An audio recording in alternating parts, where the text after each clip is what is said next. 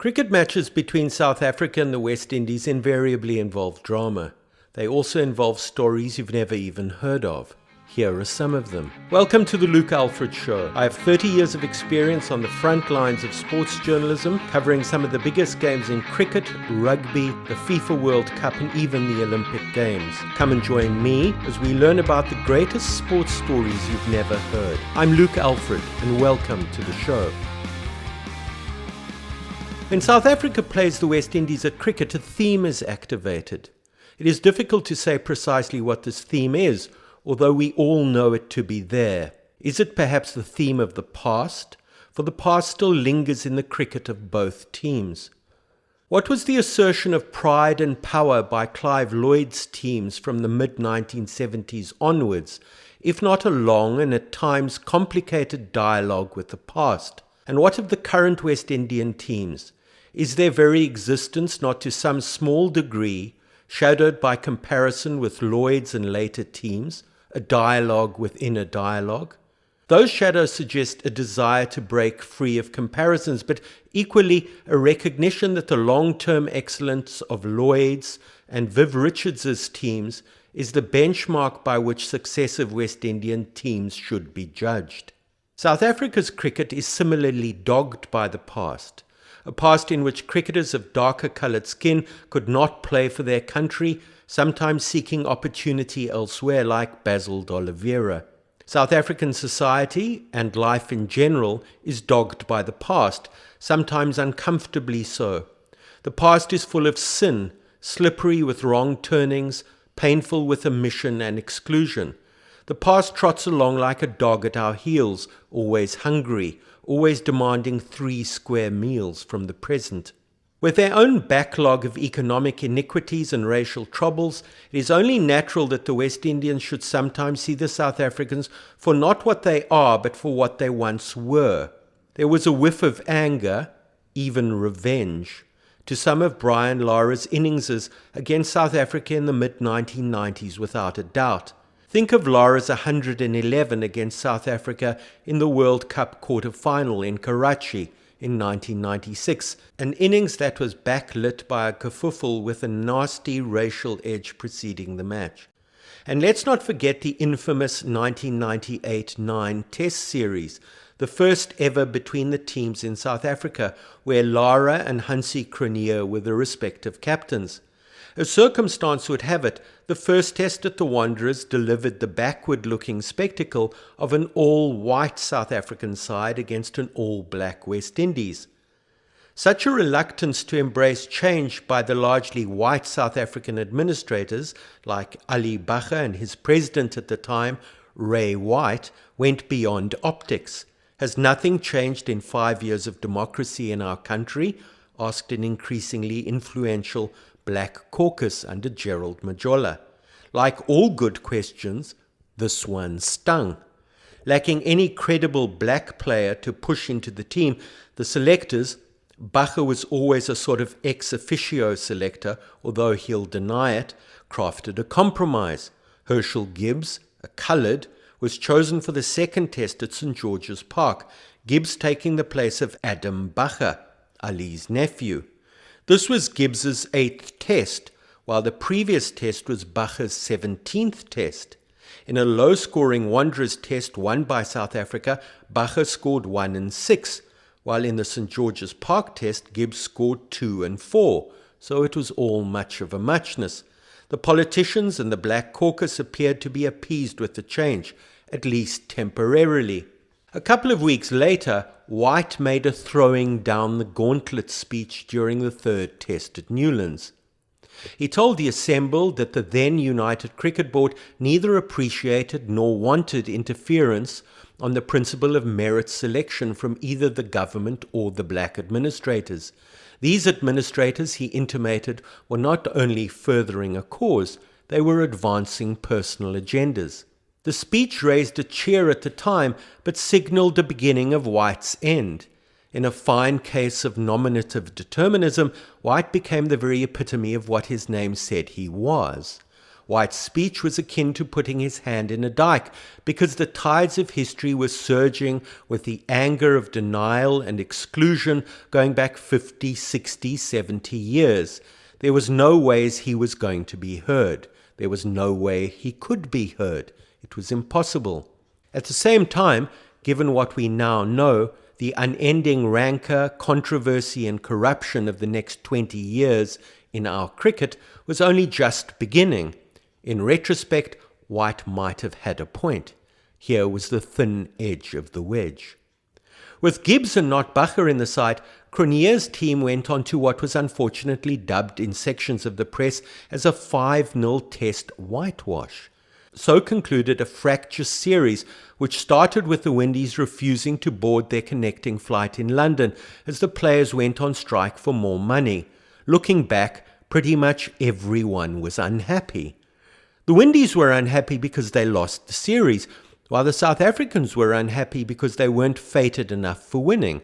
Administrators like Bacher and White were unhappy because they were being challenged by a muscle-flexing new black elite, while the black elite were unhappy because, while they were growing in political stature, they weren't quite powerful enough to do things in the way that did expression to their worldview.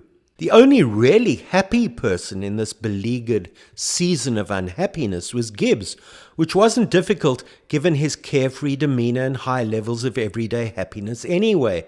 He, in a way South Africans will instinctively understand, was happy. Gibbs visibly improved as an international cricketer as the summer progressed. In late January 1999, he made his debut ODI 100 against the West Indies back at the very ground where he'd come in as Bacher's replacement for the second test, St. George's Park. Bacher, Adam that is, would have noted Gibbs's 100 with a complicated swirl of emotions. Bacher played in 13 ODIs, never scoring 100. He played in 19 tests all told, 2 more after being dropped after the first test against the West Indies, both against Zimbabwe, and his highest test score was 96. The first 96 was against Australia at Centurion. The second was against Pakistan in Sheikhpura. Looking at Herschel's 100, Bacher would have been happy for Gibbs, but unhappy for himself. This is a subtle emotion, not confined to cricketers. I don't think a word has yet been invented to describe it. We have a certain way of saying things in South Africa, don't we? Perhaps Bacher was not so very happy. Cricket involving South Africa and the West Indies has always attracted drama, and not only in the post-apartheid age. In 1959, Frank Worrell was scheduled to bring a full-strength West Indian team to South Africa to play a series of matches against local black, coloured and Indian opposition. Worrell hadn't yet captained his country officially, although he had been given the opportunity to do so in 1957, when he turned it down because he was studying at the time at Manchester University. The 1959 tour was arranged by A.M. Checker Jassat, the secretary of the SA Cricket Board of Control, better known as SACBOC. Plans for the arrival of Worrell's men were so far advanced that a tailor in Fordsburg, Johannesburg, made up a tie, blazer badge and bow tie in green and 2 shades of blue for the tourists to wear when they arrived. I'm not indulging in fancy. I've seen the artifacts with my own eyes, being taken round the shop in which they hang in a glass frame by the current proprietor of the shop, Muhammad Mayat, who inherited the curiosities from his uncle, the late Chummy Mayat, a former cricketer and administrator. The fact that a blazer badge, tie and bow tie were made up is revealing. It suggests that Worrell's team wouldn't have been travelling in official mufti, which means they would have been travelling without the West Indies' board's approval. They promised to be a fine side, containing Worrell as skipper, Everton Weekes, Clyde Walcott, and a precocious young all-rounder by the name of Gary Sobers. To borrow from the words of a song we will hear more about shortly, the team also contained, quote, those 2 little pals of mine, Sonny Ramadan and Alf Valentine. But the tour never took place. Had it gone ahead, it would have embarrassed the West Indian Board, because it would have shown how parochial the board's continued convention of choosing a white man to captain the team was. At the time of the proposed tour to South Africa, the official West Indies side was captained by the Jamaican Jerry Alexander, the wicket-keeper batsman, who was white. But Checker Jassat wanted Worrell. So too did the West Indian players and the West Indian fans. Worrell was the expression of a widely held popular belief that it was about time that the West Indian cricket side be captained by a black man. He was, if you like, an emancipation candidate. Worrell bringing a largely black side to apartheid South Africa would have caused all sorts of problems for the largely white official boards of both teams. The tour didn't happen for other reasons. The African National Congress elite, both inside of and outside of the country, pondered as to whether Worrell's men should be given their blessing. In the end, they seem to have refused to sanction the tour, although this is inferred rather than corroborated in the records. At least one of the reasons for not being able to answer why the ANC gave the tour a thumbs down is because the papers and correspondence that came along with the tie, bow tie and blazer badge were destroyed in flooding shortly before Chummy Myatt's death. Perhaps the ANC feared a loss of control. More charitably, they might have feared for the tourists' safety and their ability to protect them. Maybe, and I'm indulging myself here, they feared Ramadan's wrong-un and the havoc he and Valentine had wreaked on England in 1950. Between them on the famous 1950 tour of England, Ramadan and Valentine took 59 test wickets, helping the West Indies to a 3-1 test victory, their first ever in tests in England, including a thumping win at Lord's. It was a great moment for the islands, not only from a sporting point of view, but culturally and politically, contributing strongly to nationalist stirrings across the Caribbean. Lord Kitchener, the calypso singer, or calypsonian, was on hand at Lord's to sing an impromptu calypso, or breezy satirical song, as a group of West Indian fans danced across the outfield afterwards like a group of friends at a Mardi Gras. The MCC provided champagne to the West Indian dressing room, while the West Indian skipper, John Goddard, wanted more than bubbles. Test match cricket was a hard slog and he wanted hard tack, so he cracked open a case of his family's rum, Goddard's Gold Braid. When the West Indians retired to their base, the Kingsley Hotel in Bloomsbury, the hotel was draped with flags from various Caribbean islands. The celebration party spilled out onto the street. Ramadan, a retiring man and teetotal, celebrated the 326-run victory at Lord's with a ginger beer and a meal out with friends from Trinidad who were studying in London at the time. The victory was celebrated across the Caribbean, with public holidays called in Jamaica and Barbados. Many years later, Ramadan, the first cricketer of Indian descent to play for the West Indies, spoke in an interview with The Guardian of a dance being named after the victory in his native Trinidad. The cancellation of the Worrell tour to South Africa 9 years later didn't excite as much passion as the debate about whether it should take place, well, in the first place. C.L.R. James, the cricket writer and historian, devotes a page and a half to it in his seminal book, Beyond a Boundary. In these pages, he argues that the tour should most definitely go ahead, telling the reader that he is opposed to both Leary Constantine and Canon Collins, a prominent anti-apartheid cleric who believe the tour to South Africa is a bad idea.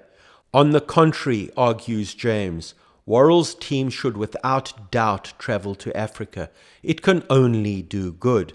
Quote, the tour would have worldwide publicity. The African cricketers and the African crowds would have made contact with world-famous cricketers who had played in England and Australia. There might have been incidents, so much the better. A pitiless light would have been thrown on the irrationality and stupidity of apartheid. Perhaps the explanation of the cancellation of the Worrell tour to South Africa in 1959 is straightforward. The organizers simply got cold feet. The practical and logistical challenges of the tour would have been considerable. So would the money needed to fly them out and transport them and accommodate them within the country. Would Worrell's team have received visas? Would their passports have been confiscated upon entry? Facilities for Sac-Bok-aligned cricketers at the time were poor. Would Cheika Jassat have been able to provide turf practice facilities and turf wickets? Apartheid was a philosophy of both a heavy hand and the fine print. Would Jassat and others have been able to tiptoe around the petty legislation? It's fascinating to wonder, if only briefly, what some of the matchups, some of the contests within a contest would have looked like. How would D'Oliveira cope with the left-arm pace of a young Sobers, if Sobers, the polymath, bowled pace at all? And how would Ahmed Deedat have dealt with the spin twins? What field would Rodney Malamba have employed to Worrell? How would Amin Variawa have coped with Pryor Jones, Ramadan's fellow Trinidadian who opened the bowling then for the West Indies?